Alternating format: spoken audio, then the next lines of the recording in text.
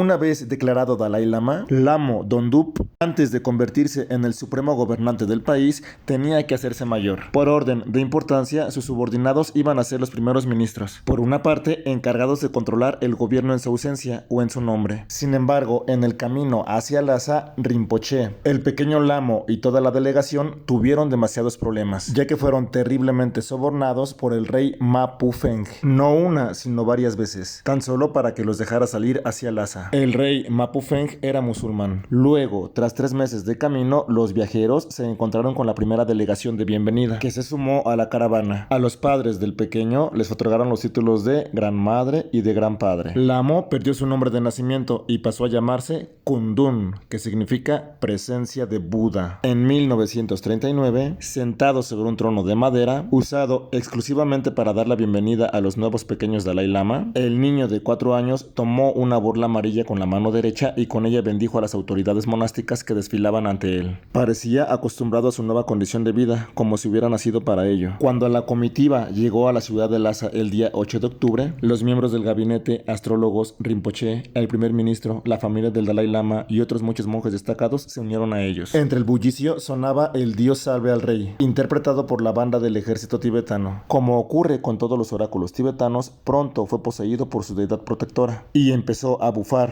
y resoplar, a girar los ojos y sacudir las piernas de un lado a otro en una danza ritual. El oráculo le entregó una kata que el nuevo Dalai Lama aceptó y colocó luego alrededor del cuello del oráculo. A sus escasos 4 años estaba a punto de asumir la dirección espiritual del pueblo del Tíbet. El 8 de octubre de 1939 su santidad llegó a uno de sus nuevos hogares, el palacio de Norbulinka, donde iba a vivir hasta su investidura oficial. Entonces se trasladaría a Potala, la residencia de invierno de los Dalai Lamas y sede del gobierno tibetano. Sin embargo, como la investidura no iba a celebrarse hasta poco después del Año Nuevo tibetano, esto es, durante la luna llena del mes de febrero, el niño disponía aún de unos meses para jugar y disfrutar de su infancia. La investidura oficial se llevó a cabo el 22 de febrero de 1940. Esto en Potala, que significa la morada mística del dios de la compasión. Después de la ceremonia le raparon el cabello. A pesar de que los estudios tibetanos no tenían en cuenta las materias científicas, la educación tradicional mantuvo en el Tíbet unos niveles éticos e intelectuales muy elevados durante siglos. Al estudiante se le ofrecía un amplio abanico de conocimientos, desde leer y escribir a memorizar danza y música, astrología, poesía y composición. Los estudios superiores incluían sánscrito, el arte de curar, artesanía, metafísica, dialectos y filosofía de la religión. También practicaba caligrafía y tomaba el té mientras debatía con monjes mayores. Pero también se daba el tiempo de jugar con regalos que le habían enviado el presidente de Estados Unidos,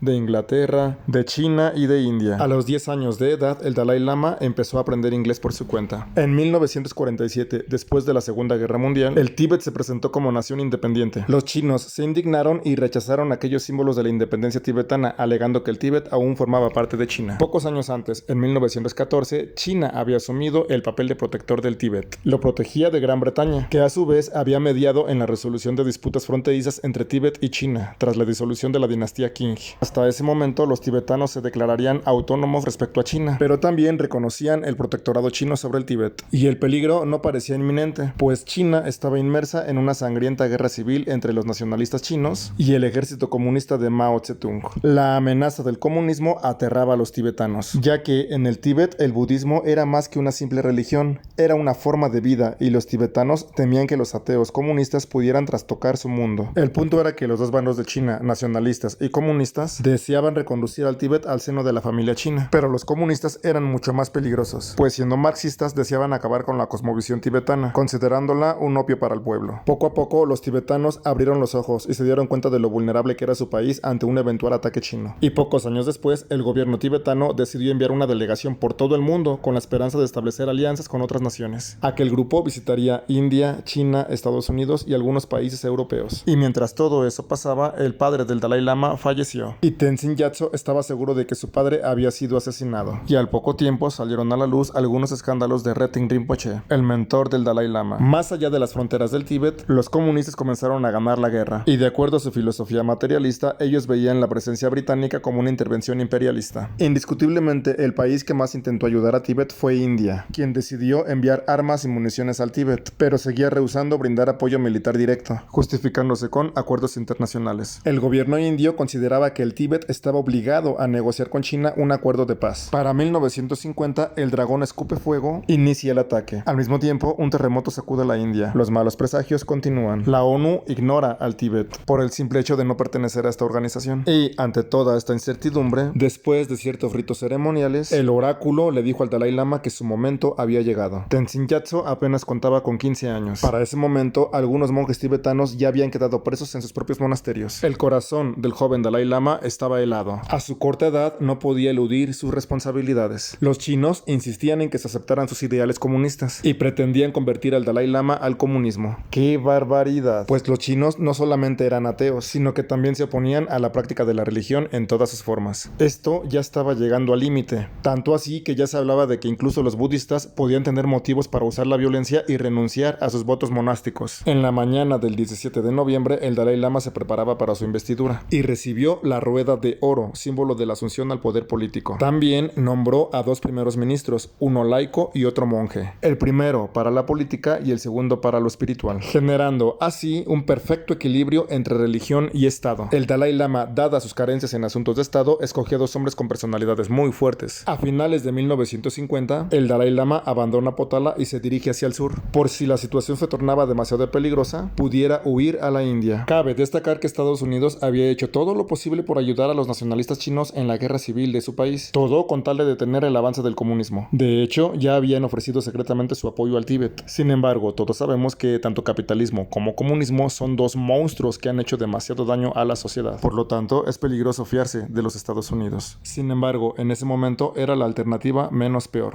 China contaba con una población de unos 400 millones de personas, por lo que un enfrentamiento armado podía causar muchísimas bajas, y el Dalai Lama quería evitar a toda costa el derramamiento de sangre. Por lo tanto, se convenció de que era mejor entablar negociaciones pacíficas con China e intentar salvar vidas. En aquella negociación, los comunistas gritaban y daban puñetazos en la mesa. Fue entonces cuando el Dalai Lama observó que bajo la manga de aquel uniforme gris se asomaba un Rolex de oro, muestra de que los dirigentes comunistas eran comunistas por fuera, pero materialistas por dentro. Además, esos trajes grises decían mucho por sí mismos, a comparación de las espléndidas figuras de los funcionarios tibetanos, ataviados con trajes rojos y dorados, hablando obviamente de simbología del color. Religion is poison. Like a poison, it weakens the race. Like a drug, it retards the mind of people and society. The opiate of the people.